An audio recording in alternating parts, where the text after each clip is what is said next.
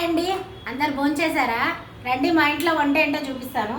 చూడండి, వేడివేడిగా అన్నం, ఏదో పప్పు అండి, ఎర్రపప్పు చేశాను. ఇది కాకరకాయ వేపుడు, ఇది చింతకాయ అండి, చింతకాయ పచ్చడి నూరినాను. ఇదండి, ఇలా ఉల్లిగడ్డలు ఎల్లిపాయలు దండిగేసి నూరు పెట్టినాను. అట్లాగే టమాటా రసము, పెరుగు, ఇదండి అప్పడాలు కాల్చాను ఈరోజు మా ఇంట్లో వంట. ఫస్ట్ చింతకాయ చట్నీతో తిందామండి. చింతకాయ చట్నీ నేనే పెట్టుకున్నానండి, నిలువు పెట్టుకొని అప్పుడప్పుడు నూరుకొని తింటాను అనమాట.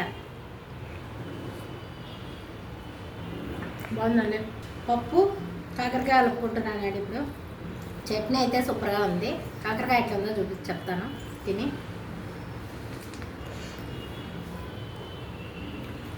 సూపర్ అండి. నేనైతే రోజు వేసుకుంటా కాకరకాయ. చూడండి, నా ఇష్టం కాకరకాయ.